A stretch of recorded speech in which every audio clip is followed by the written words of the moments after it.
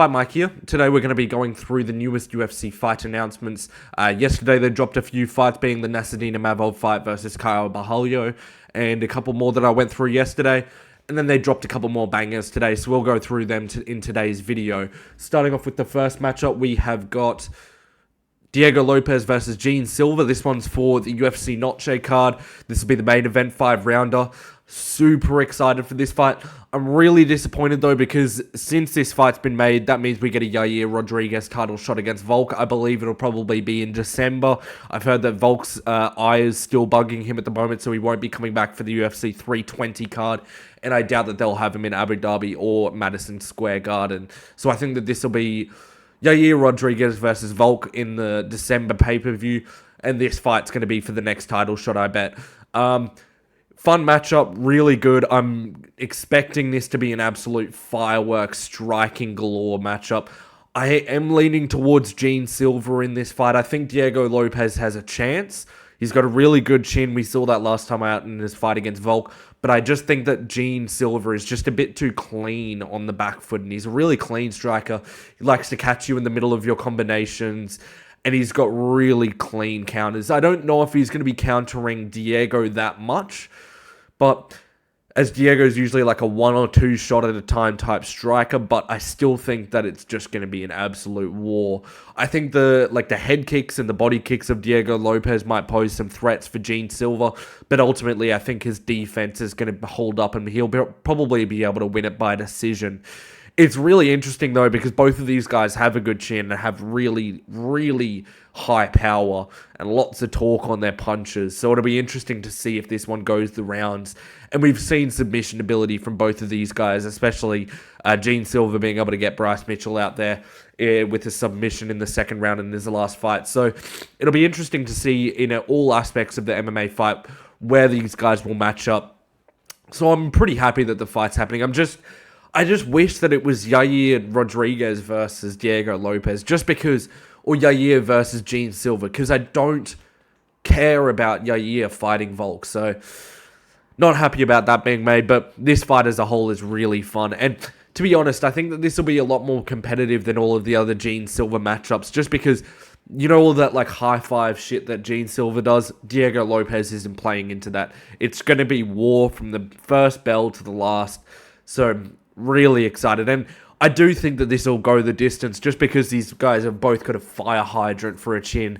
To be fair, we haven't seen Silva take the biggest shots, but I think his defense is good enough at least to not get KO'd by Diego Lopes. So this will be really fun. And I'm not looking forward to this for Volk, just because if I think Silva wins this fight by decision, and I think that he smokes Volk by KO. So hopefully Volk can beat Yair and just retire or fight Evloev afterwards. But yeah, not too bad of a matchup. Would have preferred the Yair fight. I think the whole fan base would have. But moving on, we've got Kevin Holland versus Daniel D-Rod Rodriguez. This is pretty good. This is happening on the UFC 319 card or 318 card. I'm not 100%. I think it's the 318 card. So that's the Poirier versus Holloway. I thought that they were going to give Holland someone in the rankings, so I'm not completely unhappy. I would have preferred Holland to get someone who's coming up in the welterweight division, not someone who's already been ranked before. I would have preferred even a Chidi Njokuani versus Kevin Holland. So I'm not too unhappy with the fight. The fight will be really fun. I just don't see why D-Rod deserves a shot in the welterweight rankings. He just got taken out of them by whoever beat him in his last couple of fights. But it should be a really fun matchup. Most of it will take place on the feet with the boxing. I think Kevin Holland will be the much, much faster striker. I think he'll finish Daniel Rodriguez by KO in the second round.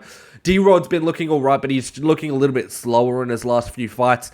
And I don't think he's got the same grittiness that he once had. And a guy with a chin like Kevin Holland, I think he's just going to find it hard to hurt him and actually find success on the feet, just because Holland's a lot more rangy.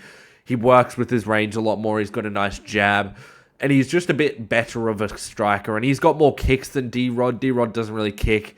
I just think that this is going to be a matchup where Kevin Holland sneaks a KO somewhere in the second round. I think it'll actually look similar to the Luque fight, in Kevin Holland's last matchup, just without the sub in the end of it. I think it'll just be a KO. I think it'll be similar to the Ponzi KO in the third round, but it'll happen in the second. But again, like, I would have much preferred Kevin Holland get someone who's like a up-and-comer in the welterweight division. And even then, I would have preferred him fight like Buckley or something, or Carlos Prates. But even then, I think that they're just trying to get Kevin Holland to fight because he's probably itching for one. So I'm not unhappy about this matchup, and I think that it'll be a lot of fun. But honestly, this being in a main card is disgusting. Like, absolutely feral that this is on a main card. I don't know why it is. Like, Kevin Holland, I can accept being on a main card, but D-Rod is literally not even main card of like a Apex event type guy. So, no, I'm joking. He should be in but he is just an Apex main card type fighter. So I'm not really happy with this being on the main card of a 318 numbered pay-per-view that we pay for. But moving on to the last matchup, I've got Renat Fakrinov versus Andreas Gustafsson.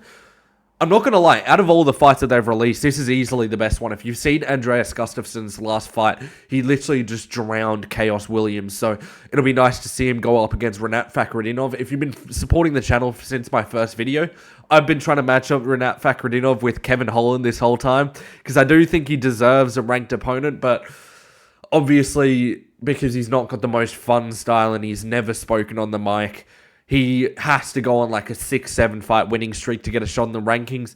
But he looks like a really good fighter, and I think a guy like Andreas Gustafsson with the strength and the grittiness and the ability to just push a pace on you, I think that this is a really difficult style matchup for Renat Fakrinov. And to be honest, I think whoever wins this fight should be getting a shot in the rankings. I don't care if Andreas Gustafsson is like a second fight and is in the UFC, but I just think that if you're going to have Andreas Gustafsson fight a Renat Fakrinov, someone who's pretty well-rounded and he's got a fair few wins in the UFC, if he wins this fight, he has to be fighting for a ranked opponent. So this is really fun. It'll be interesting to see how the grappling exchanges hold up between the two of them.